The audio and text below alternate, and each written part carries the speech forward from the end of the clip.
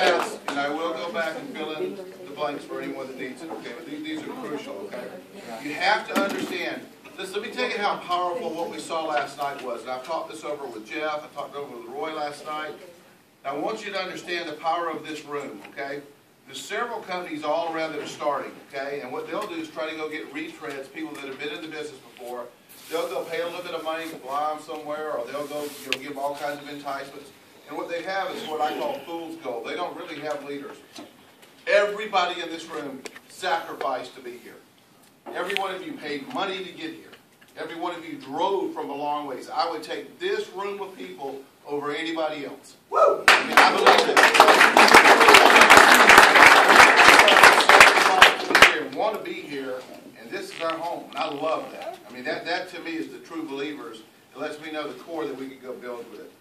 Okay, getting back to this, but this is what I have seen from 20 years. I wrote it down on one sheet of paper, so hopefully this means something to you, because everything on here are have-tos. Okay? The law of high numbers means that there's no other way around high numbers. You have to go through. You can't come in and go, I'm only going to go get 2 good people. That will not work for you. You're not that smart. You can't read the heart of a man or a woman, I promise you. You have to go through high numbers, okay? But at the same time, you got to let the law of averages work out for you. You got to have high touch and high tech, which is my way of saying what Jeff said earlier. You got to bring through the numbers, but you got to touch those people when they come through. You got to build relationships with them. You got to know that you care. You got to focus on the front end. You're going to hear, if I have a pipeline and I want something to come out the back end of that pipeline, can I control what comes out the back? Not really, but I can control what goes in the front. That's what we're going to talk about. If you will control, if you are totally in charge of the front end of your business, I can guarantee you the results that will come out the other side if you control the front end. We're going to talk about that today. We're in the outlet business. Write down the word outlet and distribution in big letters, because that is what this is about. And it's a battle on human nature. As we go through these steps in just a second, you're going to understand that when somebody joins, we're battling human nature. If you just say, hey, if somebody comes up to you after a meeting and says to you, or you walk up to them and go, what do you think? What are most people going to say? They're going to try to think they're supposed to come up with something negative. You know, some kind of something in today's world. But if you walk up to somebody and you say, that was awesome, wasn't it? You've totally controlled the situation. There's 50 things like that throughout the process that you'll get taught as we go forward. So you got to understand we're controlling human nature. There's more opportunities than ever before, but as people are beat up, and they've had the medium staff syndrome, they've heard it all. So we have to control that. But on the outlet side, if I was to ask you what restaurant is Freddie, right? If I was to ask Freddie what restaurant you thought sold the most steaks in the United States, what would you guess? Red Lobster, they sell a lot of the fish, but they don't sell steaks unless they do out with it. Okay, what else? Steakhouse, what kind of steakhouse? Longhorn. What's the right answer? Golden Corral. Okay, Waffle Houses sell more steaks than any other restaurant in the United States. We have no idea what kind of animal the steaks are. That's even after eating it. Because there's more outlets than there are any other restaurant. There's 232 Waffle Houses in Atlanta. Just to give you an example, okay? If you drive back and forth, you pass tons of them. And I want you to get that mentality that he or she who has the most outlets wins. Bottom line, 9 times out of 10.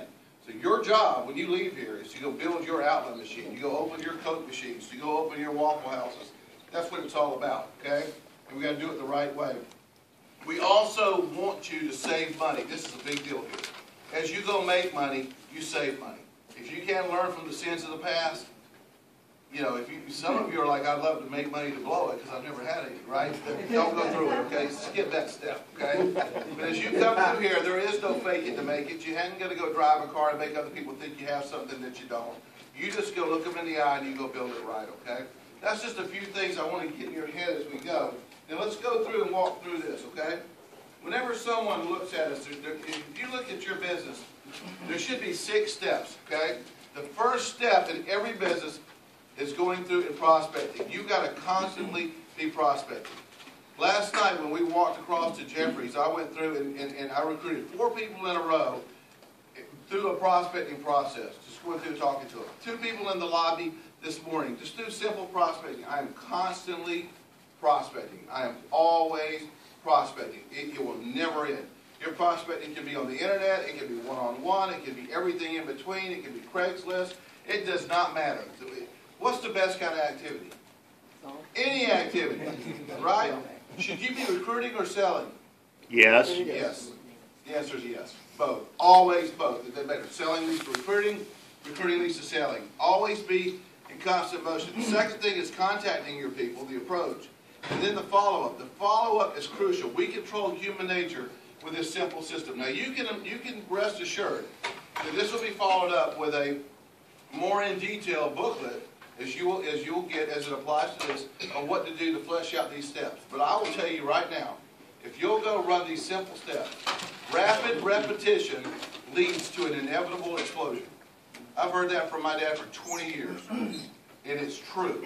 Rapid repetition leads to an inevitable explosion. How would you like to know that your business is going to explode? What does the word inevitable mean? It's going to happen whether or not, no matter what you do. Right now, it's inevitable that you're not going to succeed because you're not doing the front end, right? We want you to do the right things, okay? First of all, congratulations on becoming a part of Vidacup. I love that word design. You'll hear that right now. You're going to design your future. Go ahead and go to the next one for me there, Donna. By taking action. That action is a key word. How many of you have ever seen the success cycle? You know, I love getting in front of a room and writing out these 4 words. Belief, action, results, potential. And if you write those out in a little circle, and you ask people which comes first, almost everybody will tell you that belief comes first. It's not the right answer. Action comes first. Because belief does not always lead to action. But action always leads to results, which gives you more potential, which increases your belief. Churches are full of people who believe, but they don't go do on a weekly basis. I promise you, I've been in companies, I've sat in companies where people joined the same day I did, and I went and made a ton of money, and they went to every meeting I went to, and they never got off the ground because they weren't doing the right action steps. Act. We want you to act. Take this and go hit somebody when you leave here with it. Go open your mouth as you go forward. Whenever somebody comes on board, do you want your people to succeed? Yeah. Okay. Write this down. A recruit or a brand promoter or brand partner is not with us, and they're not a recruit until they get somebody. You want to make sure that if you recruit Donna into this business, and you want to make sure she succeeds, the single biggest thing you can do for her is to get in the field immediately and get somebody on her team. The odds of her succeeding and staying, they go out exponentially. And that's got to be your mindset. Just imagine that when somebody talks to you, they say that they're excited. That's a precious stewardship. But you got to understand also that it's like they're starting to run out of oxygen the minute they're in. And human nature is going to set in. If you do not make them have something happen in 24 to 48 hours, odds are you've just wasted your time and their time. Okay, so move to action as you go through. Now then, a very simple, straightforward 4-step plan. These should be, let me tell you something. I learned what I call our 6 steps and 8 filters of the companies we've built in the past. It's like it's tattooed in my heart. I know it.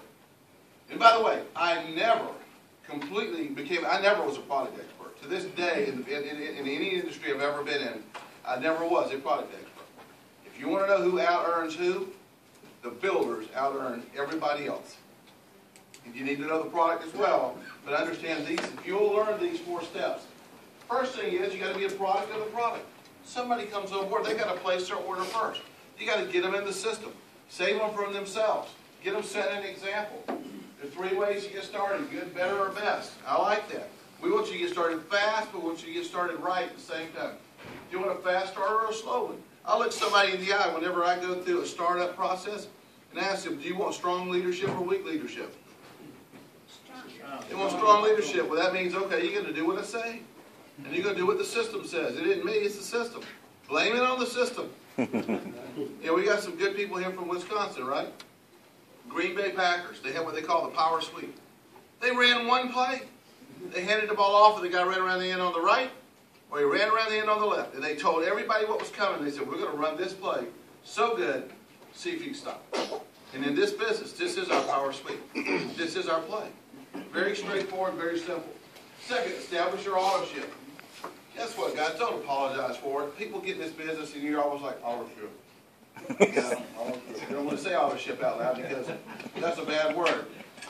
the way it is. It's the price of poker. It's the way that this business works. It's how to make sure that your business is going to be profitable, and it's what it's all about. Don't apologize for it. And by the way, this is as far as autoships go. We got something that they need. We got something that they want, and guess what? It tastes good. Who thought? Who knew? Right? It's a miracle. Right? I mean, so many times you have products that are healthy for you. Apologizing for the taste. Kermit, does it taste good?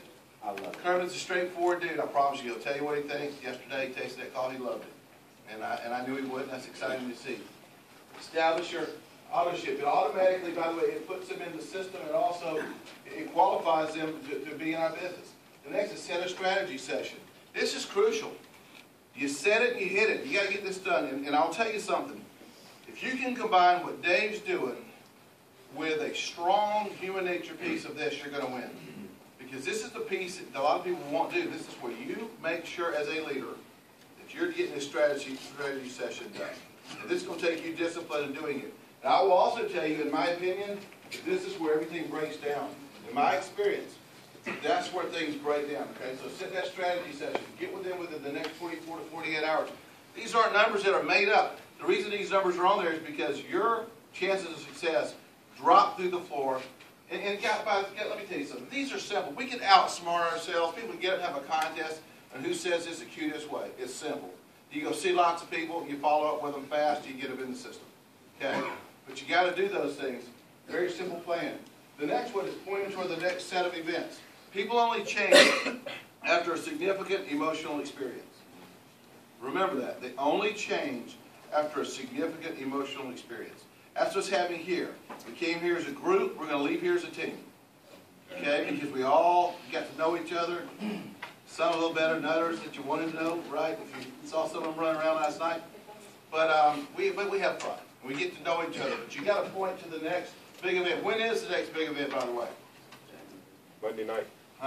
Your next big event, you're right. There's what's called a recruiting rhythm. Small events lead to bigger events lead to huge events. Okay, so on a weekly basis, right now, when's our next call? Monday night. Monday night is your next big event. That's the next call. It gets better every single week. And we take that serious, guys. We do. Every single time we're trying to tweak it, get it better.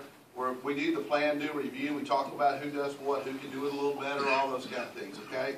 Then also Saturday morning. Right now, those are the things we have, plus your local event. We will be having our kickoff in, January, February? January. Okay, in January will be our series kickoff. Our goal is to have at least 500 to 1,000 people at that event. And guys, I got a feeling that won't even hold Dave Lear's hierarchy. I mean, and that should be true of any of you in this room because I believe that way. You know, it's just, I think that we can have a lot more than that. I got that feeling if we want to go make that happen. But plan for your next big event, okay? Number 5, write down your vision or dream. Guys, I wish we had more time on this. Let me tell you something. How many of you have read Think and Grow Rich? Okay? It was amazing to me when I went in Jeff Mack's office yesterday how he had almost the exact same set of books that I have in my office. It's just the way it is. It's just, there's a lot of books. But Think and Grow Rich, if you had to read one, is probably the simplest, most straightforward thing that's ever been written. In my opinion, almost every self-help book after that has been some variation copy of that book. Okay? But in that book, and on page 36 of the original book, they had the 6 steps for success. And I want to tell you something. It understood human nature better than anyone else. And I want to read you something just real quick, if you don't mind. From that, I'm going to be brief. Your first step, and this is after having studied Henry Ford, Thomas Edison, and all these guys, okay? Your first step, and these are words that you don't like, is everybody has at some point thought about a goal or written down a goal, okay? This is why this is crucial. And you've got to get in their head as you're talking to them. But the first thing you do is you sit down and you fix in your mind the exact amount that you want of something. In this case, the exact amount of money. I hate that word exact, because you know what that means? You got to think. You got to plan. Somebody comes on board, you find out exactly what they want their team to look like in 30 days. What's it going to be, okay? The second thing is determine exactly what you intend to give in return. Don't you hate that? You got to give something up. And all of a sudden, it's just a little bit, there's fewer people who do that. What are you willing to give up?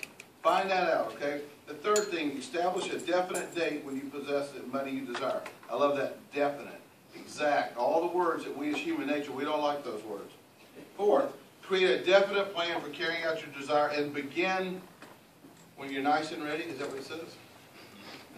It says begin at once to implement your plan, whether you're ready or not. I love that. Fifth, write out a clear, concise statement. And this last, I'm going to tell you something. I'm going to throw out a challenge, and this is to our key guys who are here who think they want to do something great. Now listen to this.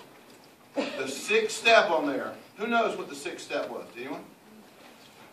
You read the statement that you wrote aloud every morning and every night. And I'm going to tell you something. You won't meet 10 people in your life who do that over a consistent period of time.